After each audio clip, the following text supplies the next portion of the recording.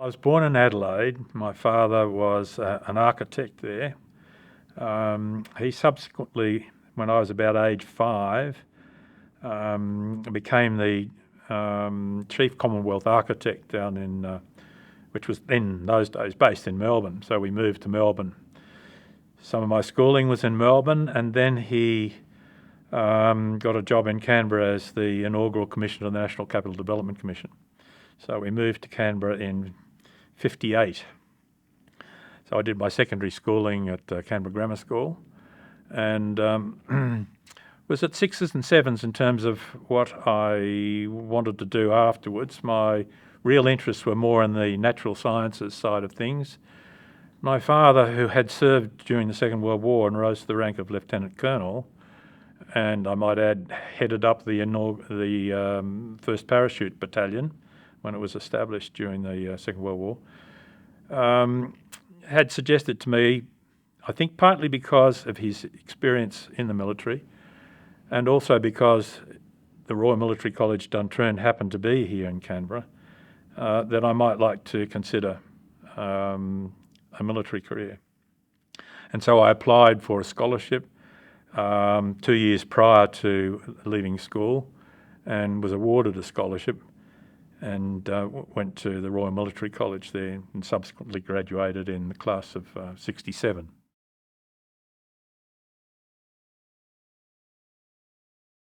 At school, I did not excel at mathematics. My interest was more, as I mentioned, probably in the earth sciences and things like that, so biology and geology and things like that. And as I touched on earlier, it was suggested to my parents by those who conducted the sort of aptitude tests of what a particular individual might be appropriate for in terms of career. Surveying was not one of those. At Duntroon, I was there for because of my greater achievements and interest in the artistic side of things. I was therefore branded an artist and went through the arts course. There was a science and engineering stream as well. We artists, if I can use that expression, had a relatively easy time academically at Duntroon. We were supposed to have graduated with degrees. Our course was intended to be the first course that did graduate with degrees. That didn't eventuate because the nature of the course that we undertook was not considered by the associated university, the University of New South Wales, as being sufficiently rigorous and broad as to justify the granting of a degree. So some of us subsequently undertook further studies to obtain that degree. Others obviously didn't. I didn't see any great point in doing so within the military environment. Duntroon was initially quite a demanding environment because in those days bastardisation was well and truly active. It was seen by the senior students, who clearly had gone through the same process themselves, as a means of weeding out those who were not really suited to remain in the military. In hindsight, they had no right to take on that role. That is, to apply bastardisation in the form in which it was, as a means of weeding out. It wasn't their function to do so, and I think it's extraordinarily poor form on the part of management at Duntroon, the senior officers who are on the staff, to allow this to occur. They clearly knew it was happening. There's absolutely no doubt in anyone's mind. They would have gone through it themselves. They closed a blind eye to it. If not, certainly they condoned it, and there was no attempt whatsoever to suppress it. It's only when it became public in subsequent years that people realised, well, we better do something about this. So in the initial stages, as going into what we call 4th class, it's a sort of reversed thing, if you like. You go to 4th class first, and then you're 3rd class and 2nd class and 1st class. It was a 4-year course. we were subjected to all sorts of indignities and deprivations. And that was a bonding thing for us in that class. We'd gone through the same adversity, if you like, and we still talk about that when we get together socially and laugh about it. Things you can do that in hindsight. At the time, we weren't necessarily laughing. Those who in the academic stream, like myself, had a relatively easy time of it academically, because it seemed like every second period was a study period in your own room. We were the envy of the science and engineering stream. Every single period was full on for them. Why that should have been the case, someone else needs to explain. It might explain why we didn't get a degree, but then again, the science and engineering people didn't get a degree either.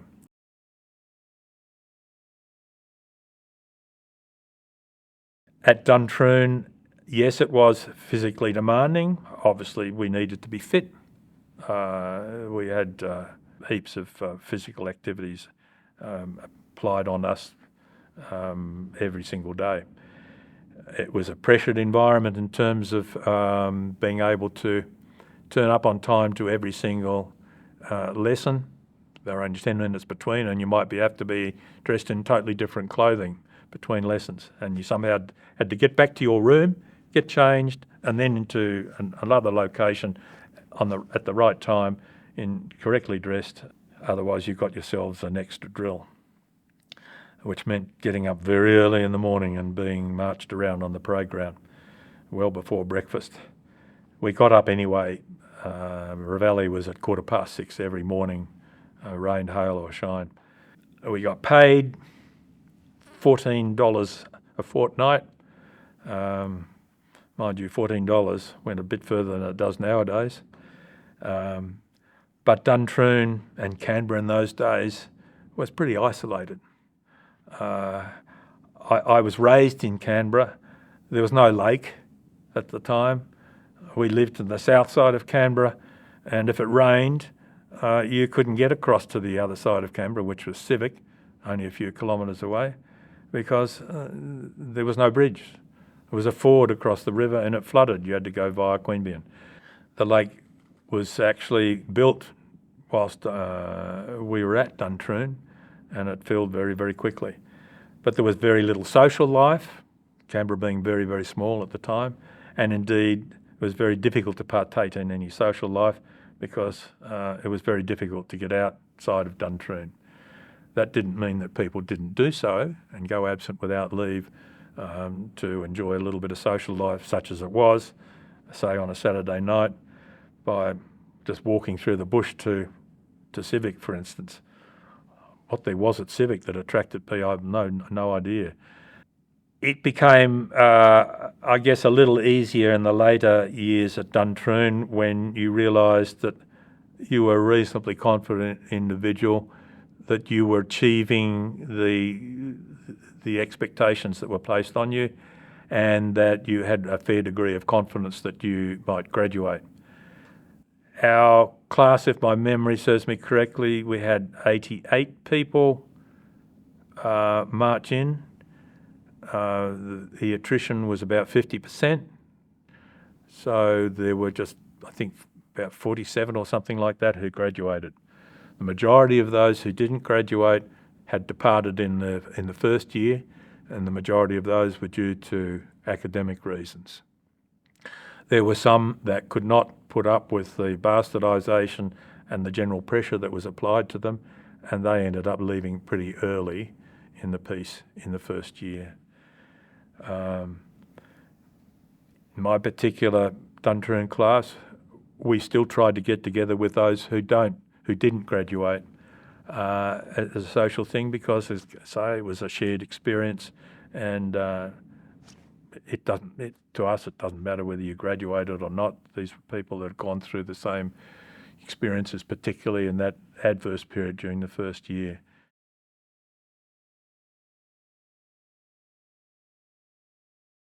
So I graduated in 1967. We were all given the opportunity to choose which corps we wished to graduate into. I was very grateful for that.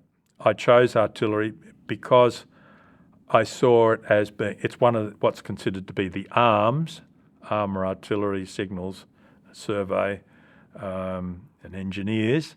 They're the people who are actually out in the field for the most part, actually taking part in combat environments, or certainly exposed to potential combat.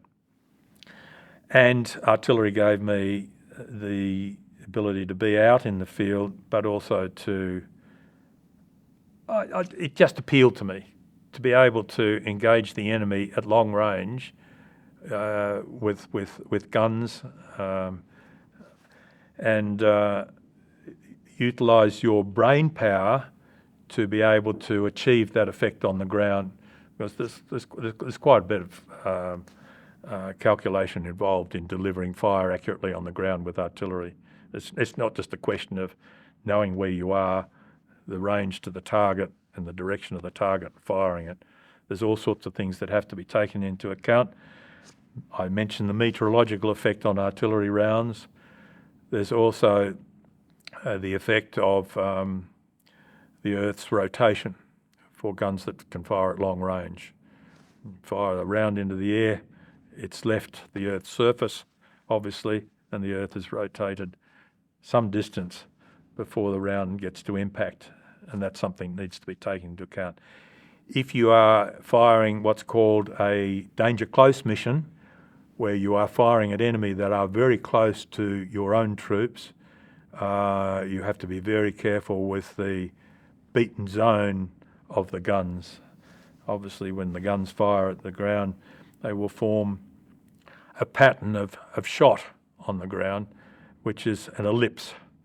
And you need to take account of the fact that the direction in which the guns are firing, how close they are firing to your own troops, the range at which they're firing, the angle of fire that they're firing at, the charge at which they're firing at, all of those things are important.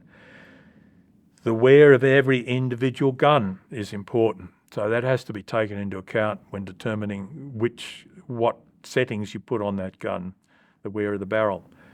The temperature of the charge at the time of firing, the weight of that particular projectile is important to know, because that affects its, I think, none of these projectiles are exactly the same weight. They all have a slight variation in weight.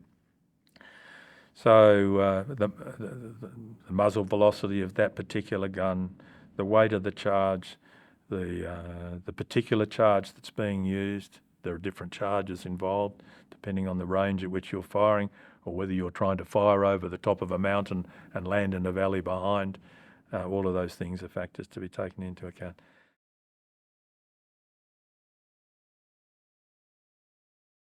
It was virtually inevitable that we would be going to to Vietnam. Yes, it was very much in full swing, and indeed was building up in the course of our studies at Duntroon. We all believed that within 12 months, just about all of us would be in Vietnam, because we are expanding our involvement in that conflict. And that's the way it turned out for me. I spent my first 12 months after graduating from Duntroon attending a number of specialised training courses in artillery, which is the corps into which I graduated.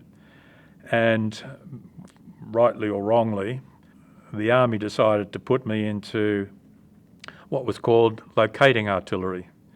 Now, locating artillery was involved with essentially, I had a number of sub-elements, if you like. One of its principal tasks was to provide to artillery intelligence the location of enemy guns, rockets, mortars, anything that utilised indirect fire to engage our troops.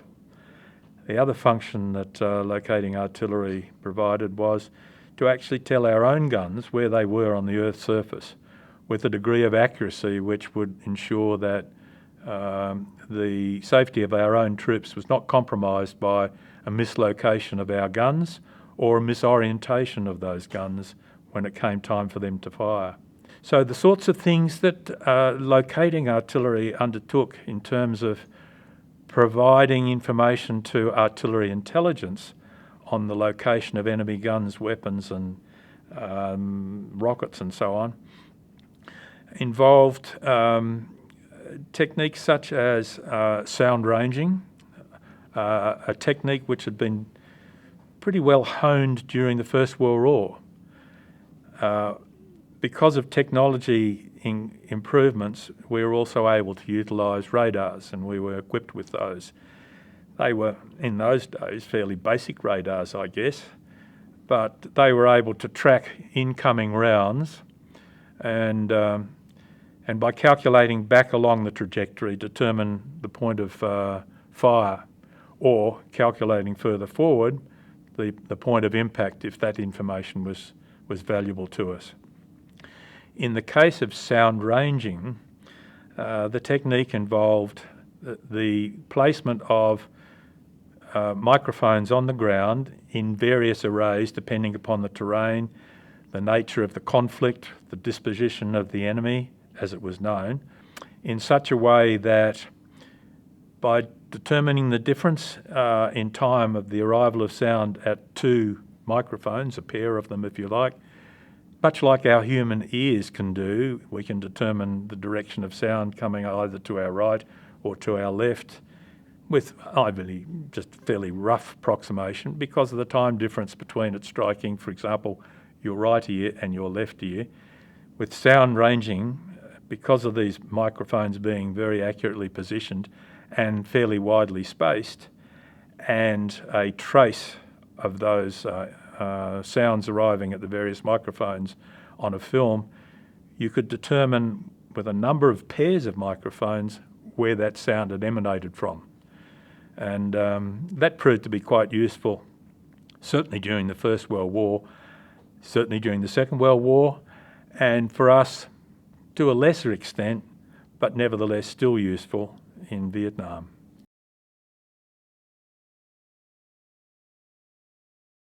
In the latter stages of schooling, in those days at least, there was a test that every student was required to undergo.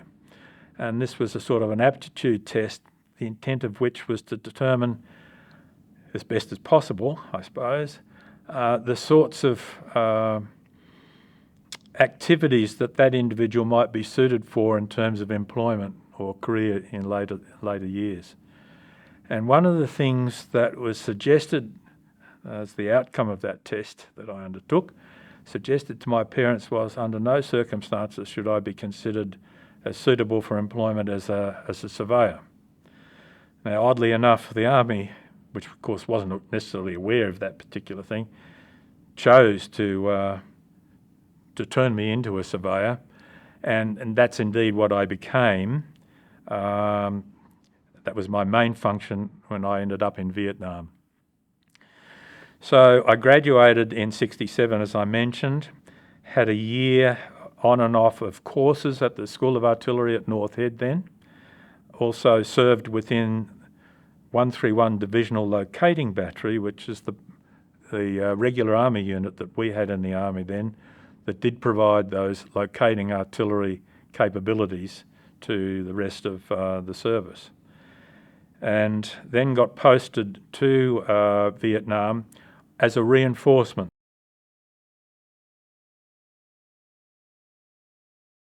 I went there as part of the detachment of 131 Divisional Locating Battery. Now, a divisional locating battery by its very name is intended to support an entire division. We did not have an entire division in Vietnam. We had what's called a task force. And a task force was essentially, with a little bit of augmentation, 1/3 of a division. And so a detachment of our divisional locating battery was sent to Vietnam. And rather than try and replace those people who formed that detachment on an annual basis, the need for continuity in knowledge of what was going on in that particular conflict zone and the techniques and specialities that were required to address the requirements there necessitated that replacements be on an individual basis. So it was a staggered arrangement. When I arrived there, I replaced another officer there, but there were non-commissioned officers and soldiers there who'd already been serving there for some time and who knew the environment and were therefore able to provide that degree of continuity that was essential in order to be able to continue to conduct those services and that conflict effectively. So when I marched out, I did those technical courses that I described. And then I marched into the then, it was known as, I'm just trying to remember when the name was, 19 Composite Regiment it was called. It was called Composite because it had a medium battery, it had a field battery, and it had the divisional locating battery in it. So it was comprised of a number of disparate elements. And it had been formed in part, particularly the field battery part of it, the remnants of those who'd already gone to Vietnam, a regiment of artillery. And I have to say, the remnants were not impressive. We had officers and soldiers there who wisely did not go to Vietnam. And for me, it was a shock to see the poor quality of what was left behind. Obviously, those officers didn't progress very far in the military, and nor should they have done. But I found it very disappointing, having gone through all of the training at Duntroon and seen the level at which the bar was being set in terms of how officers should perform, how they should manage their troops, and how they should conduct their operations, to suddenly be confronted with people who, well, frankly, I regarded as incompetent. And wisely, as I say, they didn't go to Vietnam because they would have risked the lives of their own troops had they done so. So in a sense, it was comforting to see that the system recognised deficiencies and made adjustments appropriate to the circumstances.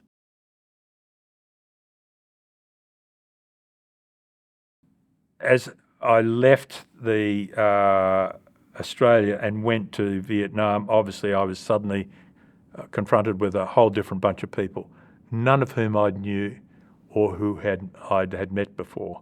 They were already deployed in Vietnam when I joined the battery here in Australia. Those guys in the detachment in Vietnam had been serving there for some time. And I might say, on the first day, they saw, well, here's a junior officer just arrived. He's wet behind the ears. He's got absolutely no idea of this environment. Let's take advantage of him. So they said, look, sir, tonight there's the Hoa Long Hop on. Would you like to go? Now, Hoa Long was a little village to the south of Nui Dat. It wasn't a village that you were allowed to ordinarily go to at all, and why would you want to anyway? But they were trying to lead me to believe that there was some kind of dance on that night and we could all go to the Hoa Long Hop. And I said, well, I'm sorry, I'm not really interested in that. And I genuinely wasn't interested in going to the Hoa Long Hop. I'd just arrived in Vietnam and I was pretty bloody tired. It didn't take me too long to realise that they were just having me on this one. And they said, all right, if you don't want to go to the Hoa Long Hop, how about the Dat Do Dogs? Now, Dat Do was a village across to the east, probably about 15 kilometres away, maybe even further, probably further. And of course, what they were trying to suggest was that there was greyhound racing going on somewhere over in the east, and would I like to go to the greyhound racing? Well, again, I declined. To this day, greyhound racing doesn't do a thing for me. And indeed, there was no greyhound racing and never would be. But these were the sort of things that soldiers felt that they could try on junior officers. And I found that endearing, that they felt that they could have a try on in that regard.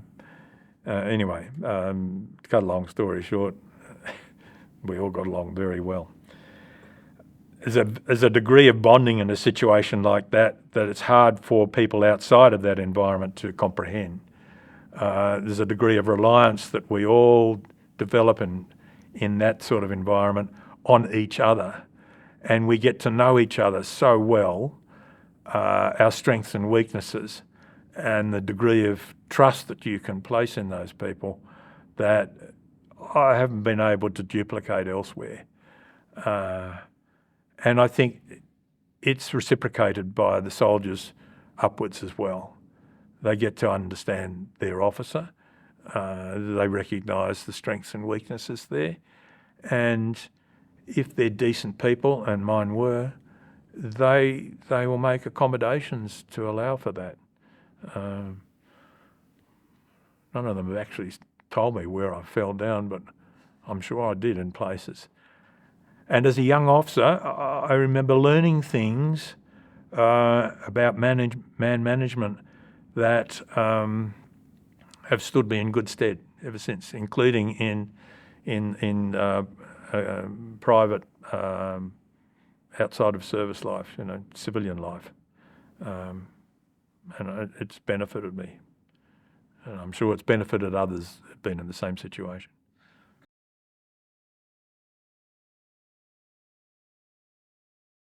We lived in officer lines, which there was no barricade between those and the unit lines where the other ranks were living. We had our own tent, which had sandbags around it. The sandbags were not to protect us from our own troops; they would protect us from any incoming fire, shrapnel and stuff like that. Those tents were separated from each other by about 20 to 30 metres. They were obviously very open. You slept under an insect mesh screen thing just around your bed. There was all sorts of wildlife around, mongoose and copras and stuff like that. There were even cats that somehow introduced, and I remember being surprised. One night was walking back after finishing a shift at midnight, have a cat run up the top of me and sit on my head because it was being chased by another cat. It's not something you necessarily expect at night. The soldiers lived in lines where they had their own bunks in large tents. The actual unit area was only about 150 metres away from the officer lines, being attached to 12 Field Regiment at the time. Our detachment of 131 Divisional Locating Battery was, I believe, under command. That's the term that's used in the military for when you've been placed as being under the control and command of another unit. That was appropriate. It's more of an administrative thing to provide you with an officer's mess, for an example, accommodation, and administrative support as required. The soldiers, where we conducted our sound ranging, our command post for that, we had sunk underground and put corrugated steel roofing over the top along with sandbags. And the idea of that was that roofing sitting over the top of another layer would cause the detonation of any incoming round and therefore less likely to penetrate further down. There's basically a buffer zone, an air buffer zone created between the two. It was well set up. We had lights down there, of course. We had all our plotting boards and sound ranging equipment down there, our communications equipment, radios, etc. It was so well set up that the task force commander came around with a number of his staff officers at one stage and expressed such pleasure with it. He said, we could take over this in the event that our task force headquarters accommodation somehow or other gets damaged. This will be our first port of call. Well, we weren't too impressed with that because we had our own job and we'd done our own work to get this thing produced to meet our needs.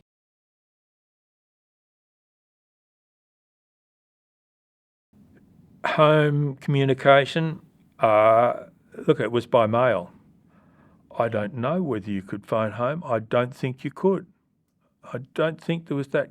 Maybe there was the capability. I didn't feel any need to do so. It was aerograms. Now, most people nowadays don't know what aerograms are. They're just basically a sheet of paper that can be folded into three and the name and address is put on one side. It's very lightweight stuff. You could write on one side of it and you learnt to write very, very small.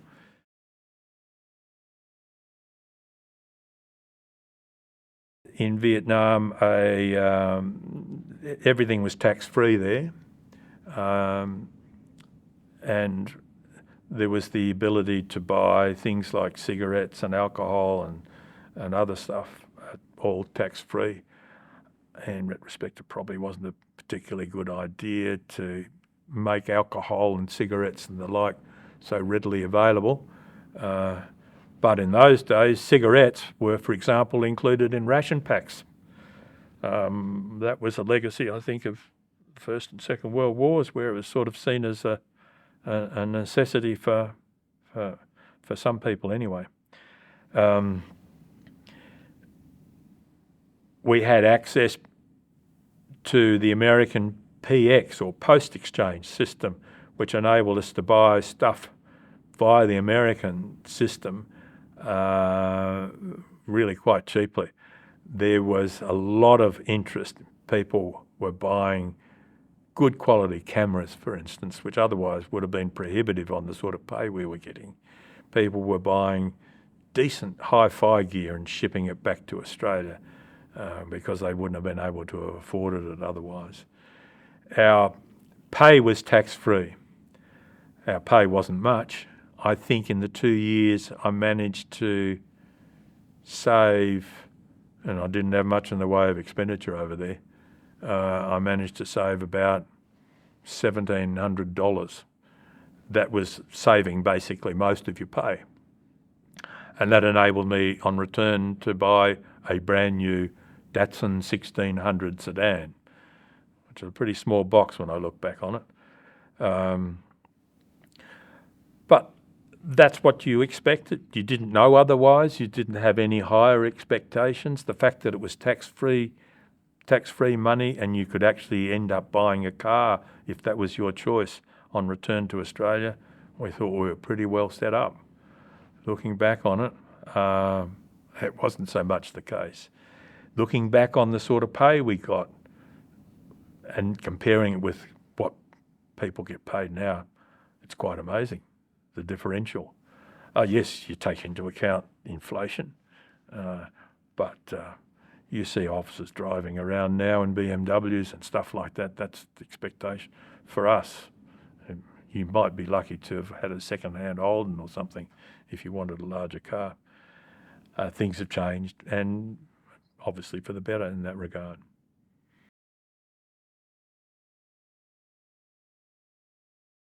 Vung Tau, the administrative port into which all of our goods and things arrived, our ammunition, our equipment, our replacement vehicles and whatever else might be,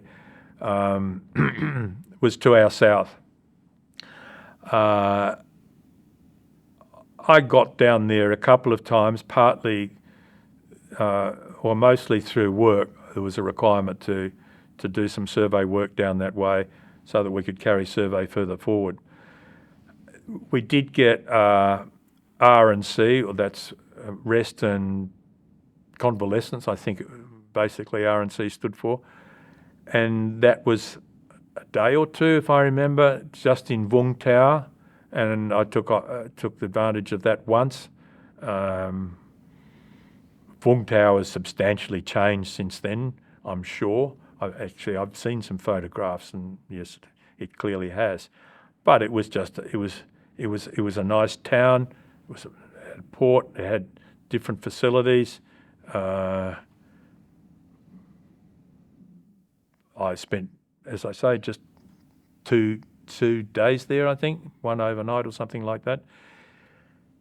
There was the opportunity for things like water skiing and stuff down there. I didn't avail myself of that. Some did. So there were some facilities provided down there. I don't think I ever went into the Peter Badco Club at all. I'd heard of it, but I didn't go in there at all. I didn't feel a need. I wanted to, while I was there, experience some of the culture of the South Vietnamese. So I tended to wander around the shops or the little places where they were selling stuff, such as they were.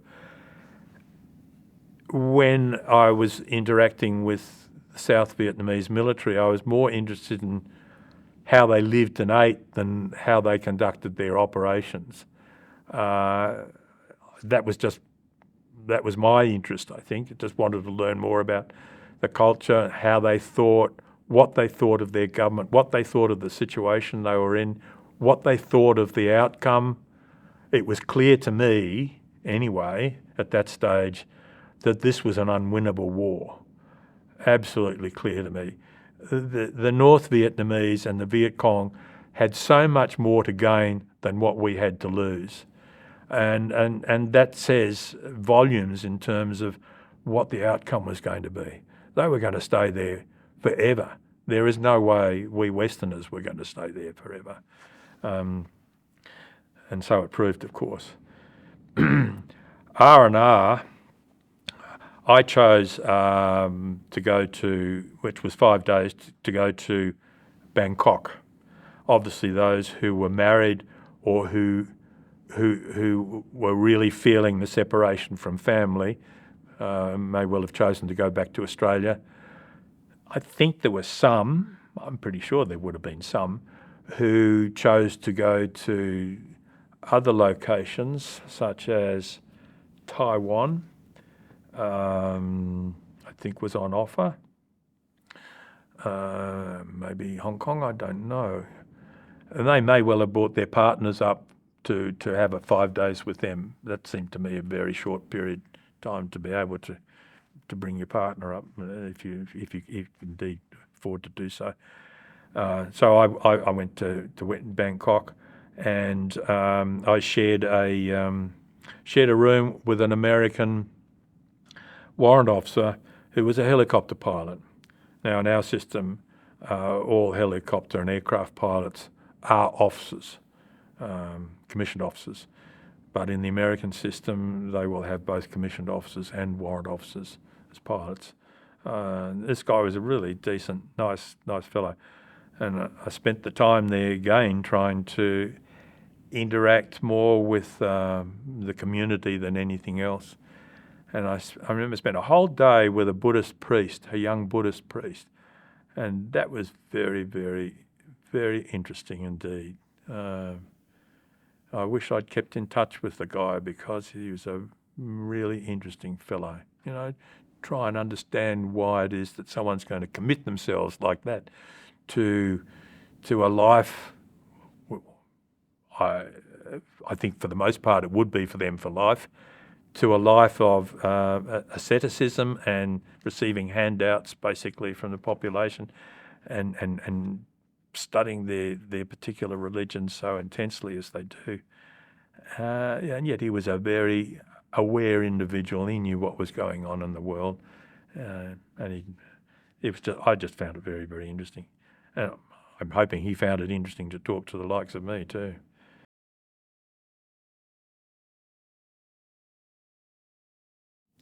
I arrived in February of '69 and departed exactly 12 months later.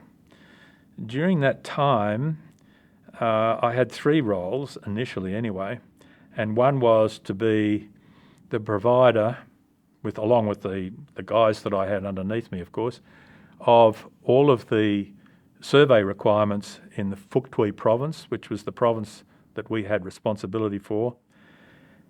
That was to not only our own artillery, but there was also South Vietnamese artillery deployed in the province.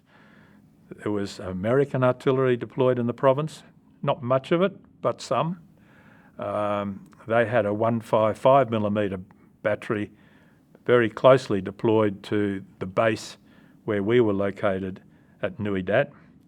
When I say closely, they were obviously in Nui Dat, but they were very closely deployed to where we had our detachments accommodation.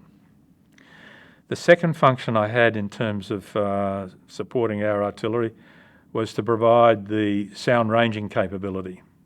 So we ran the sound ranging base, essentially only at night though, because it was really only at night that the enemy felt it had any capability to deliver indirect fire to Nui Dat or any place indeed where Australian forces might have been operating at the time.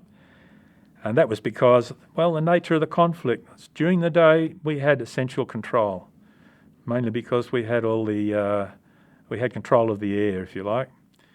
At night time, obviously air cover was far less effective in terms of both observation and delivery of munitions.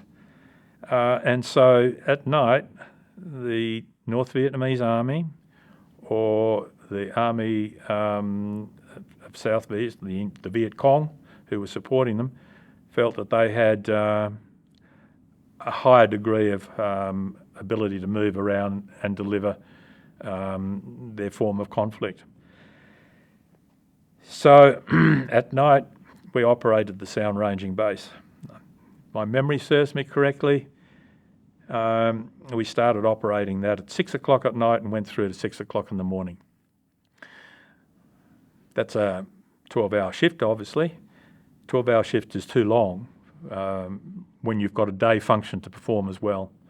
And so we had 2 shifts at night, one through to midnight and one through to 6 o'clock in the morning.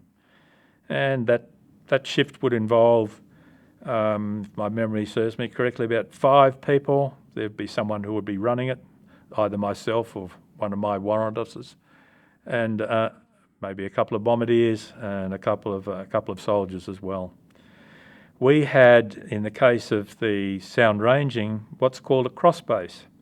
So the microphones were laid out 1,500 to 2,000 metres apart. That formed a pair, if you like, and with the ability to have 7 microphones on the ground, we could actually form a cross like that with the microphones, and that gave us 360 degrees coverage of our area. What sort of range? Look, it depended basically on how loud an explosion the primary, that is the firing of the weapon, created when we were being engaged. So in the case of, say, mortars, which had a relatively low explosion when they went off, but then again they have a fairly short range capability, maybe out to 8 kilometres. In the case of artillery, which in the Phuoc Tuy province the enemy did not have, we could probably range out to 20 kilometres. In the case of rockets, which are quite a different situation because they are supersonic as opposed to subsonic, again probably about 20 kilometres, but they themselves presented a challenge because they were supersonic as opposed to subsonic. At this point I might mention that we did have success in locating enemy rockets. They'd only occasionally fired those at Nui Dat. And I'll just explain why it was complex in the case of the enemy firing rockets. Because they were supersonic, the trace that we got of sound arriving at the microphones was initially of the rockets in flight. And then if you traced along that line, the sound of the primary, the ignition of the rocket motor could be seen as a very small blip, because it's not so much an explosion as the startup of a motor. And so you had to be very alert as to where that might be and pick that same blip up on the other microphones in order to be able to determine the sound differential, the time differential for the sound arriving, and therefore the direction in which the sound might be coming for that pair of microphones and the other pair and the other pair. There being 3 pairs when you've got a cross base, as opposed to 6 pairs when you've got a straight line. On one occasion, we did pick up where they were firing from. Fortunately, the impact was only in our big rubbish tip, and that didn't cause too much disruption. But what was very curious and what was very interesting at the time was the way the South Vietnamese Viet Cong, we don't know whether it was them or the North Vietnamese Army, probably the former, the way they fired those rockets. They were very aware that we had a capability of determining where they might be firing from. It wasn't in their interest to hang around at that firing position, because we would subsequently engage that firing position with our artillery. Obviously, the quicker we could do so, the more likely we would be able to suppress any further fire, or indeed create some injuries and casualties in the enemy's forces.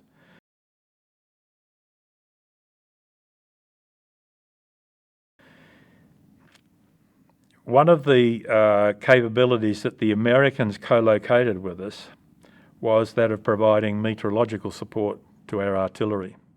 It's important that artillery have that support, because the nature of wind, its velocity, the air temperature, the air humidity, and air pressure can all have an effect on the point at which rounds are directed to fall.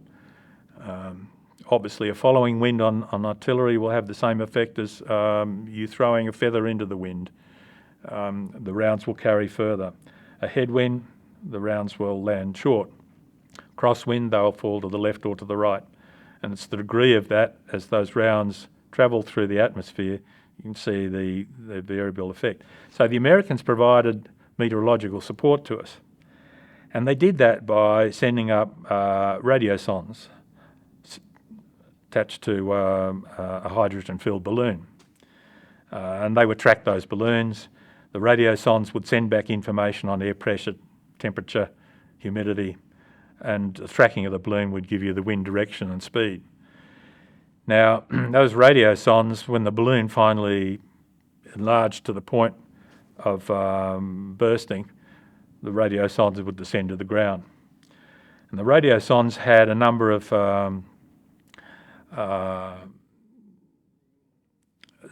circuits on printed circuit boards, which were a series of lines and which a barometer would cross to send the difference in height. Now, those lines were very closely spaced. Almost touching each other. And very cleverly, the Viet Cong had gathered up some of these radiosondes after they'd fallen to the ground, exposed the printed circuit boards on them, connected batteries to them, and when the dew descended in the morning on those printed circuit boards, they shorted out. That allowed the battery to then ignite the rockets. So they pre-positioned the rockets, they connected them up to these exposed radiosondes and the batteries, and then presumably left that area and allowed the rockets to fire on a fairly random basis, obviously, without them necessarily being exposed to our counter battery fire. And that was, for us, quite a revelation. We were very impressed with the way they utilised our technology, in a sense, to get back at us.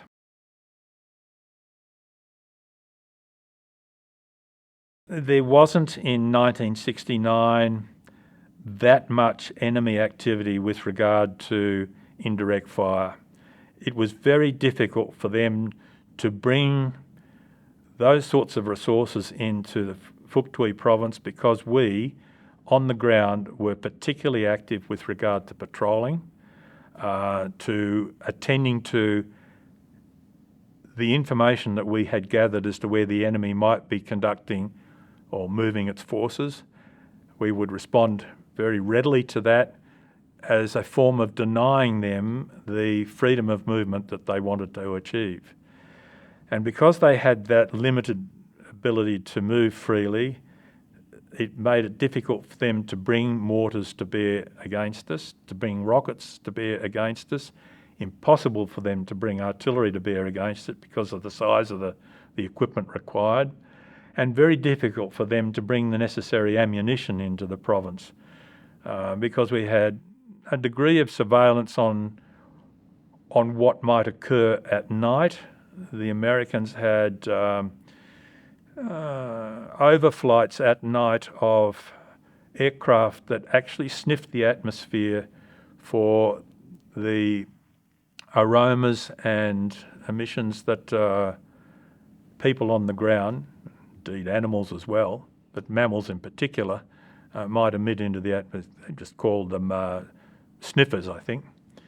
And if they picked up a scent at night in their overflight, they would call into our headquarters because we essentially controlled the province of Nui Dat militarily, and we would bring indirect fire onto those from our guns.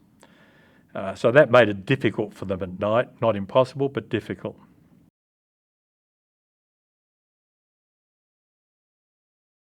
Certainly the area where we operated in was very heavily covered in jungle, particularly during the wet season. The contrast between the wet and the dry season there was very dramatic. You could see further, much further, with a naked eye if you were on the ground in the dry season because many of the plants had lost their leaves. They had adapted to that environment. They were waiting for the wet to arrive before they put on new growth. In the wet season, it was thick. It was difficult to see. And for surveyors in those days, it was very critical for you to be able to see as far as you possibly can, to use such things as theodolites and other means of providing survey support. So I mentioned earlier that we Australians provided all of the survey support in the province. Prior to my arrival there, the Survey Corps, which are the professional surveyors who provide, if you like, the basic grid in a area of operations by putting down accurately surveyed points at quite some distance apart from each other. We might be talking about 40, 50 kilometres apart, but nevertheless very accurately surveyed. We would utilise whatever points we could find. Some of them were ones that the Americans might have provided in the past, that the French, prior to the Americans, had provided. We had some old data. Finding these things was very difficult. They were often had been destroyed or damaged or removed in the course of the conflict. Some of the componentry that was used to mark these points, in particular upturned 105mm cartridge cases set in concrete, the percussion point at the back of that cartridge case being the actual point that was establishing the coordinates.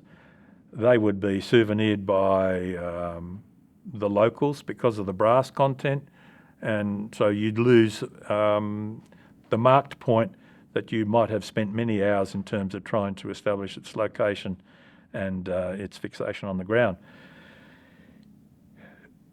To overcome the problem of providing accurate information to the guns that might, for example, have deployed into a little clearing in the jungle by air, which clearing may well not have been marked on a map, but nevertheless our task being to tell them exactly where they were, When I say exactly, we're not talking about within points of a metre. That wasn't necessary in the case of artillery. It was necessary, however, to provide them with an accurate point on the Earth's surface where they were located, that is the centre of the battery, to within what we call the probable error of 10 metres. That's a technical term used, and it indicates a certain degree of confidence in the accuracy of that information. So that is, if people are aware of basic things like grid references, where you might use a 6-figure number to indicate your place on the ground, that's only indicating your position to an accuracy of 100 metres. We would go down to, tried to go down to the metre. So we might express the accuracy of a point down to blah, blah, blah, blah, blah, point something for eastings, blah, blah, blah, blah, point something for northings. That didn't mean it was exactly to that point, but it might have had a probable error of 10 metres, say, in that result. That was sufficient for the guns to be able to say with confidence that's where they were. Now, when a battery deploys like that one that I just described, deploying into a clearing in the middle of the jungle, it's up to the gun position officer, who's the one who's running the guns at that stage on the ground, as opposed to the forward observers who are out with the infantry elsewhere, to make his own judgment as to where he was.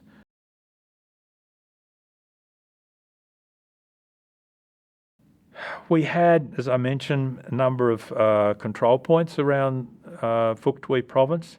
Obviously, you place those points as high as possible so they've got observation to other areas. Tops of mountains and things are ideal. Outside of the province to the north, we had this huge mountain titled Nui Tao Chan. Now, Nui Tao Chan was actually occupied by Americans at the very top.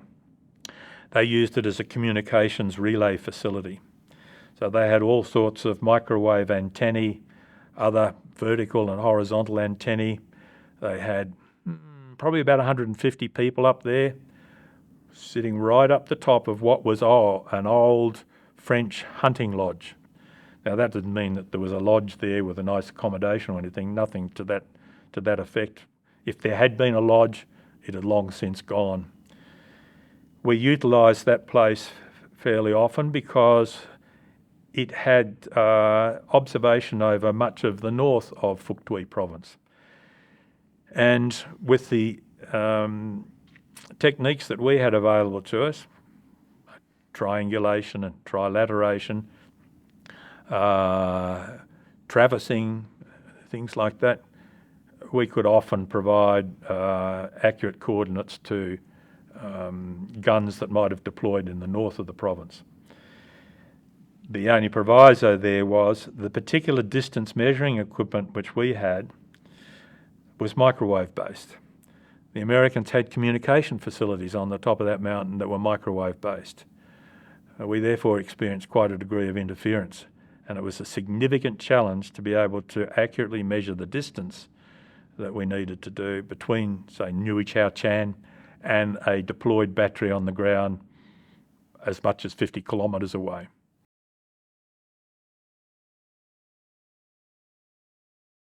At night we would use flares. So we would deploy a flare, a fairly bright flare I might add, one that was normally dropped from an aircraft. We call them spooky flares. We would deploy a flare and you could see that fairly clearly through the theodolite to make your accurate measurement of angle. During the day we would use mirrors and reflect the sun's light, so you'd see a series of flashes when you were observing through the theodolite. Now that may have worked in many cases in the north part of the province. In the southern part of the province, Nui Tao Chan wasn't much use to us. There were other mountains, but they were occupied more by the Viet Cong than they were by us. So we developed, we didn't develop it, but we utilised for the first time a technique that I had learned about during my training prior to going to Vietnam. And this involved the use of a helicopter. So one of the requirements was for us to establish a number of survey controlled points at, say, intervals of every 5 kilometres along areas that we had ready access to, which might be highways or main roads or something like that. We'd accurately survey these points in, and by that I meant we know exactly where they were on the Earth's surface.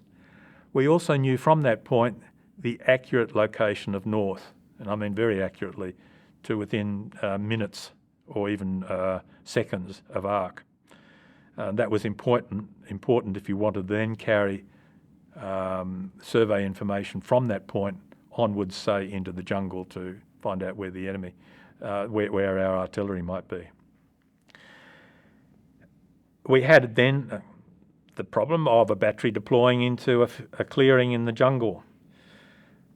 But we had maybe 30 kilometres away these series of points, hopefully in roughly a line along a highway. And this technique involved the helicopter flying midway between the deployed battery and this line of points at an altitude where it could be easily observed both from the battery position and from the surveyed control points, and if possible trying to get the pilot to hover this helicopter in mid-air such that it could be observed by theodolite simultaneously by all of those people deployed. We're talking about people, maybe 5 points being occupied that we knew along the highway, and 1 point being occupied obviously at the artillery position. And I would be in the helicopter controlling the thing, and I would say, right, this is hover position 1. This is over the radio, of course, to all of them. 5, 4, 3, 2, 1, up.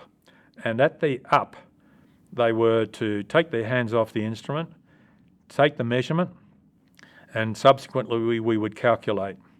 Now we would calculate from our known position a series of intersections, and we would get the location of that helicopter in mid-air at that point of time. And if we ran a number of lines with the helicopter midway between the battery and our known positions, we might have as many as 20 points in mid-air to which there had been, that we knew where they were located. But at the same time, those points were being observed by the people on the ground at the battery.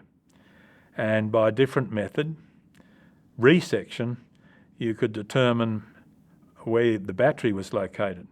And we would end up with a bunch of answers, because clearly when someone is laying with a theodolite onto the rotor shaft or the landing light of the helicopter, depending on which one we chose to use, if he's not particularly accurate in the way he's laid on that and is off by a second or two of arc, then you'll get a difference in the answer in terms of that location of that helicopter mid-space.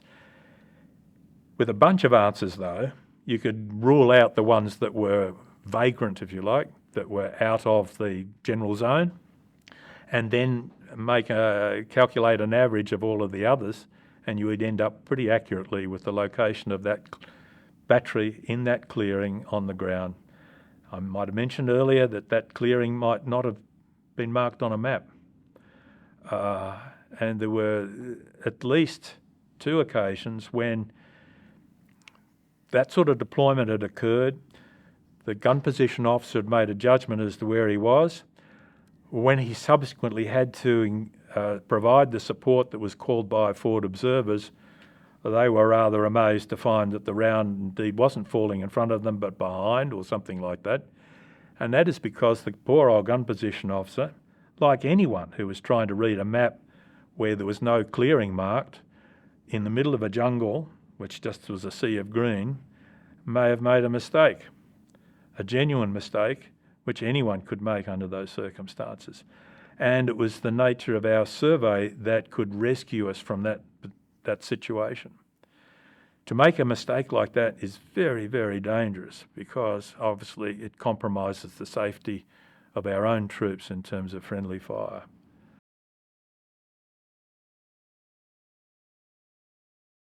I thoroughly enjoyed my time in South Vietnam, militarily anyway, or professionally, because I was an opportunity to put into practice those things which I had learnt in the course of my training, both at Duntroon in a general sense, but more particularly technically, the various courses I'd attended at the School of Artillery. And there's nothing more satisfying in achieving something under difficult circumstances that others want from you. The others on the ground, the artillery people, they had their own function to perform to deliver fire in the required place, at the required time and the required intensity. I dare say, and understandably, they didn't give much thought as to how we provided to them the very accurate information that they needed to be able to perform their job. That didn't bother me. I just got a lot of satisfaction, and I think my soldiers did too, out of being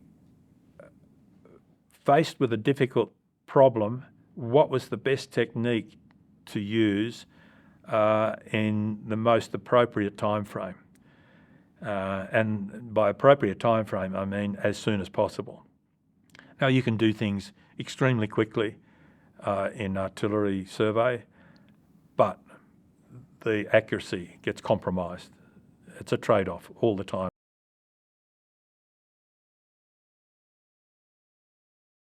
I was posted to the United States to their School of Artillery as an exchange instructor in particular with artillery survey. And I was dumbfounded there to find that they, and I had a strong inkling of this when I was in Vietnam, they were very surprisingly backwards compared with ourselves. They had no electronic distance measuring equipment. They were using logarithmic tables to do their calculations. We used to use logarithmic tables. We had moved on from logarithmic tables to mechanical calculators. And after Vietnam, we'd moved to electronic calculators. In the United States, when I was there as an exchange instructor, they were still using logarithms. They had no electronic measuring equipment. They had no specific to artillery survey training manuals produced at all. They used commercial, professional surveyors' guides, the ones that would be doing your survey to provide the coordinates of the boundary of your house, for example, in Canberra or Sydney or wherever. Laborious techniques where time was not of the essence, where accuracy was everything. And in Vietnam, I was amazed to come across Americans who might sometimes be trying to provide their own survey to a deployment that they'd undertaken, one that they hadn't notified us of, I might add. And they're trying to measure distances through the jungle with tape measures, whereas we could have provided that information with our electronic distance measuring equipment, providing we deployed it in appropriate places, at a 20th of the time, or even faster than that. Just amazing. They had no notion that you could measure a distance of up to 50 kilometres within half an hour with a very high degree of accuracy if you had the right equipment. They'd never seen that sort of equipment before. Now, I dare say things have changed significantly. Indeed, obviously they have, what with GPS. Nowadays, batteries go into the field. Individual guns have their own GPS system. They can determine very accurately where they are on the Earth's surface within minutes. That has transformed artillery survey. Back in those days, it was an essential requirement that we did it in a rather more manual way.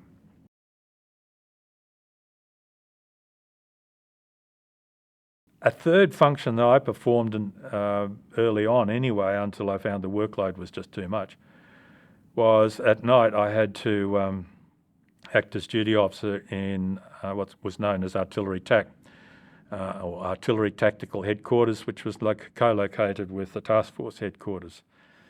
And that function was basically to provide the artillery support, both in terms of what the enemy might be using in the way of artillery, and engaging that artillery with our own guns, provide that support to deployed forces of infantry and armour that we might have on the ground, or indeed Americans with their sniffer aircraft, or any other form of intelligence as to where the enemy might be.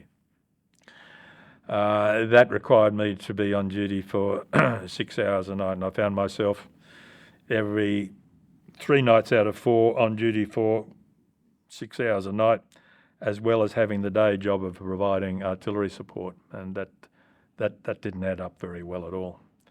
I think it was an oversight on the part of others, so we had that changed.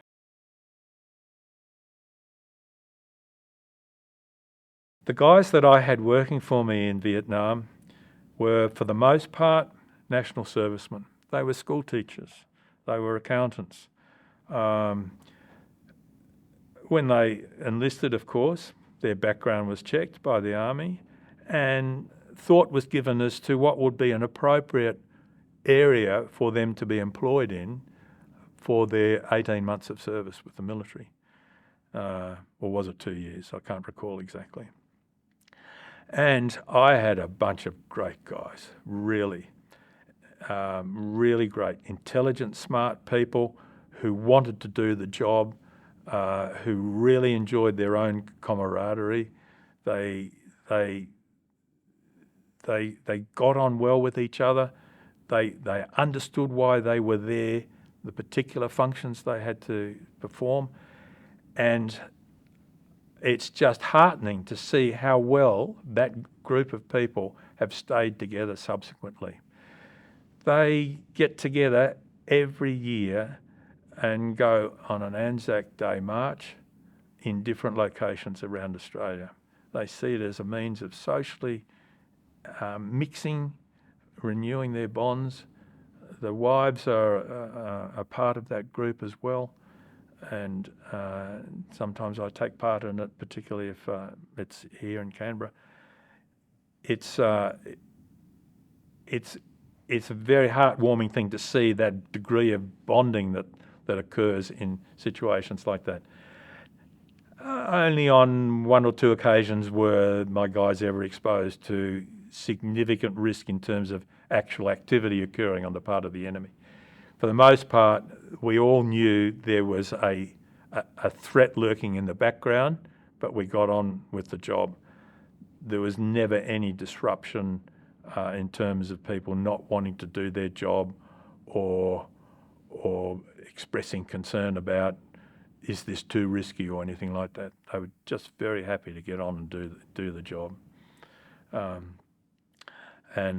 think full marks to their wonderful attitude with regard to that. Yeah, I found it very interesting that you could be performing a very technical function in what was essentially a very physical, combative environment and get a high degree of satisfaction out of that. And I found it very rewarding. The notion of plodding around in the jungle, running the risk of someone blowing your head off at any moment or stepping on a mine, that must have been a very daunting experience for the infantry in particular.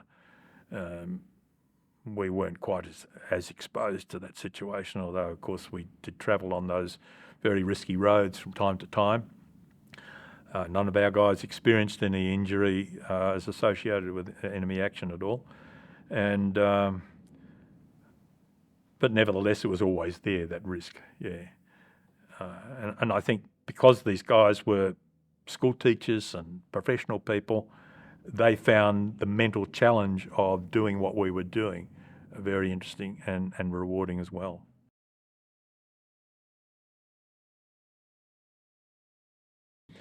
I mentioned Nui Chau Chan, where these Americans were deployed with their communication facility. as I say, we sometimes had to go up there and try and provide survey from that point to somewhere else. Obviously, that place was run by American officers, and at night I hoochied up with them, and that's just an expression of spending the night in their particular environment. I was amazed to see that these guys, these officers, lived in their own very heavily sandbagged bunker with double doors, steel doors, which they locked at night. They didn't do so because of the risk of enemy attack. That they had that area so well covered with drums of napalm deployed around the outside of the perimeter, and with machine guns and tracer loaded with tracer pointing at them, that there's no way the Viet Cong or the North Vietnamese army could have attacked that and achieved anything. They were so heavily protected, these officers, because of the risk that they saw of being what's called fragged by their own men. That was such a remote location on the top of this hill that the Americans, so these officers advised me, had decided that that was a good place to send certain soldiers who had misbehaved in the past as a form of punishment. Very remote. They had no access to any facilities. Nowhere could they go into town, for instance. They were stuck on the top of this huge mountain in the middle of virtually nowhere. And because of the nature of those miscreants, if I can use that expression, they felt they really had to protect themselves because they ran a serious risk of being killed or injured by their own people. We never experienced anything like that in our military, and that for me was an eye-opener. And when I subsequently served in the United States, I started to understand why that would be the case. There wasn't the degree of professionalism that I would have expected. There wasn't the degree of respect within the military for officers that I would have expected. And there wasn't the rapport that was established in terms of what a leader can do in taking his troops through a learning and performance-based activity that makes them feel that they are a very valuable and wanted part of a team. It just didn't seem to exist. I was amazed to see in the United States that someone who went into artillery survey as a soldier, he was taught one thing. He was taught either how to operate a theodolite or to measure a distance with a tape. He didn't. The guy measuring a distance with a tape had no idea how to use a theodolite. The guy using the theodolite had no idea how to use a tape measure. He didn't know how to calculate any of the stuff. That was done by someone who did the computing.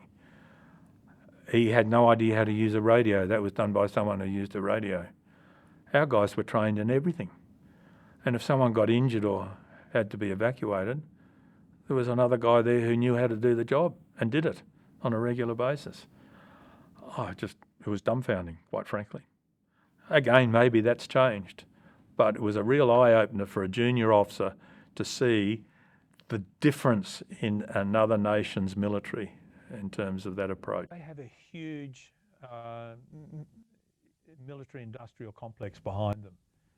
And these people, because I was subsequently in procurement in the latter stages, the most service in the army, we would often, of necessity, be buying American equipment because it was very good stuff, and they were prepared to sell to us.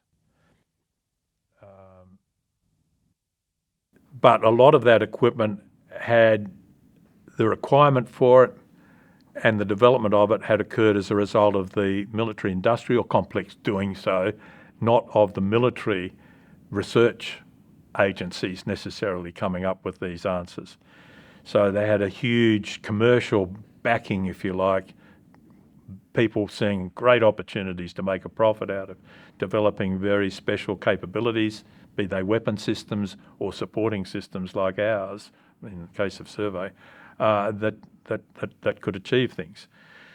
So now they've clearly got a technological superiority. But it was interesting to see how they did not utilise, at the time of Vietnam anyway, in the area that I worked in, the technology that was available in the world. They were just, I don't know, almost going with a blindfold, or this is the way we've always done it, this is the way we're going to continue to do it. And then they need to be pushed and prodded to adopt things like electronic distance measuring equipment and electronic calculators and stuff like that, in order to be able to do the job much faster and therefore much more appropriately for the battlefield. Now, of course, we're very reliant on American technology. I dare say, I think when we do get our hands on that sort of technology, I think we use it much more professionally, because the degree of training that we give to our people is clearly higher. I mean, I was involved in the training environment in the United States for 2 years, and I could see it for myself. The guys that we trained came out with a far better knowledge and understanding and ability and team spirit and the like than any of the Americans that I saw.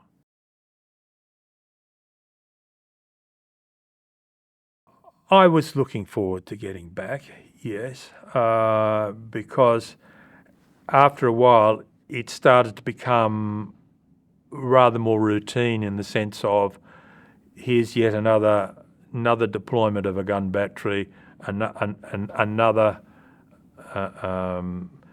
problem to confront that's not too dissimilar from a previous problem. Out we go again, blah, blah, blah. Yes, but not to the point where I was checking off on a calendar. I didn't feel that much of a pull to go back, or indeed a push, if you like. Now, I could well understand that in the case of people who are out in the field and expected to be confronting the enemy at any minute. I lost my two best friends from Duntroon in Vietnam, the only two in my class who were killed there. And this is fairly emotional for me, because they were both very decent people, and I don't feel they didn't deserve to die. They certainly didn't. The second one who passed away, he was in what you've just described, in that situation. He was desperate to get back. So I subsequently hear. He was killed on the last day of his last operation. And he had a premonition that was going to happen. And he prevailed on his leadership, those above him, to allow him to not go out in the field for that particular operation. But that representation didn't work for him, and he was required to go out in the field. And on the last day, he trod on a mine and he was killed. One of our own mines, or an American mine that had been redeployed by the Viet Cong. We'd made a mistake early on, prior to my arrival. Someone leading the task force was fighting the last war, and that person felt it appropriate to deploy a minefield to our south, running along a long length. Now, one of the principles of a minefield is they must be covered by fire. You must observe the things, because a minefield not covered by fire, that is observation and the ability to bring fire down on it, is next to useless, because people can go in, lift the mines, and either go through the minefield or you use those mines for other purposes. And that's exactly what the Viet Cong were doing. They got thousands of mines from this minefield, none of which was being observed or was able to have fire brought upon it. And they deployed those mines to great effect to kill our own troops. Almost a criminal act on the part of our leadership at the time. So no, I wasn't counting off on the days. I didn't have a calendar on the wall. I was vaguely aware that I was going to be heading back at such and such a time. I didn't find out until a few days before I left, the actual day that I was leaving. It all depends on the flights that are going at the time. As it turns out, it was 365 days on the knocker. No, but I guess that's the nature of the sort of job that I had, and perhaps the feeling of belonging as part of a team that had developed in the environment I was working in. For others, it could well have been different.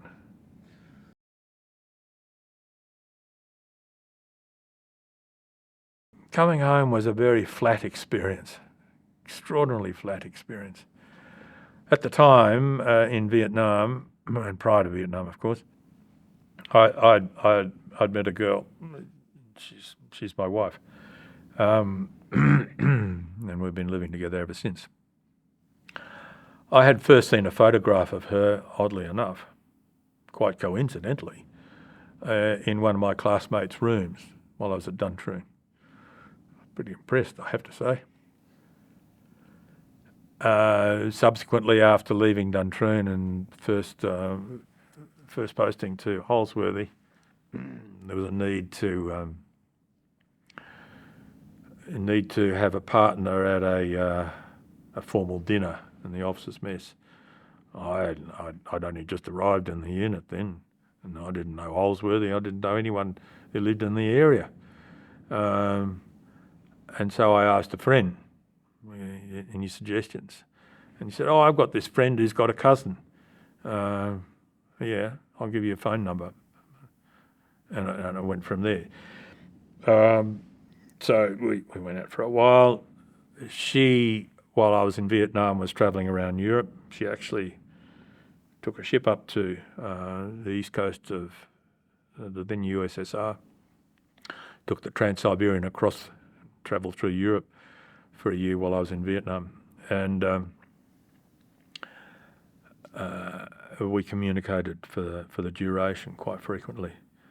I thought she would be back at the airport when I arrived, but she wasn't, and that was somewhat disappointing. There was no welcoming home ceremony or anything like that. You just got off the plane, and my parents were there, and that was it. And not only did I feel flat for that reason, but professionally I felt quite flat because I had been doing what I had been trained to do in Vietnam, and now I came back to go on another course at the School of Artillery. This was more relating to guns than the provision of services to the guns. And I thought, this is all Mickey Mouse stuff. You know, I've just come from the real environment, and here they are trying to tell me what it's like in Vietnam. And anyway, the sense of purpose had really almost disappeared. I didn't have a focus, an aim at that stage. I couldn't see, you know, what was I going to do in the future that was going to give me the same degree of satisfaction or meaning in life than what I'd just been doing. However, I ended up getting over that, and but nevertheless, I didn't give any thought to the fact that there was no great welcoming ceremony or anything like that. In fact, I thought when that was subsequently introduced, it was a bit of a, well, okay, we should have done this. This is an afterthought, and the whole thing struck me as being a bit of an artifice. I didn't take part in the homecoming parade, which happened, I don't know, was it a year later or 2 years later? I just don't know. I just really wasn't interested in that. Remembrance Day doesn't mean so much to me. Anzac Day does. Anzac Day means a fair bit to me because, as I say, I lost two very close friends in Vietnam. Anzac Day also means quite a bit to me, partly because I live just a few metres, literally, from Anzac Parade. And so I take part, or I can, when they're actually running it, COVID permitting and things like that, in the Anzac Day March. I've certainly attended a couple of the dawn ceremonies as well, and you hear the cockatoos screeching up on the eucalypt trees, and you certainly know you're home. Yes, it does, but I'm not overwhelmed by it like some might be. I don't therefore go off to a pub afterwards and that sort of thing. I see it as an opportunity to march, to catch up with a few friends during the march. But I see my classmates from Duntroon who live here in Canberra very regularly. Some of them every fortnight, and all of them, including others that are a little bit beyond my particular class, every 6 weeks. We get together and we discuss books and we go to movies and stuff like that. And we go out to dinner and what have you. That becomes a way of sharing experiences and the like. I don't have much interaction with DVA as such. I'm very grateful for the gold card. When I turned 70, suddenly the gold card became fairly important. So they picked the right sort of time to start having gold cards available to people, from my experience anyway. I don't have any other interaction with DVA. I'm very grateful for the services it provides, and I believe it's doing a very good job. So I don't have any regrets or gripes in regard to that at all. But Anzac Day, that will always mean something to me. My father marched on Anzac Day, leading the contingent of the 1st Parachute Battalion, of which there's probably hardly anyone, if anyone at all, left. He's passed away. And I will certainly go to Anzac Day march if the guys from my detachment in Vietnam happen to be marching here in Canberra. Would I recommend a career in the military to someone? Yes, I would. I think particularly if you undergo officer training and you're placed in a management position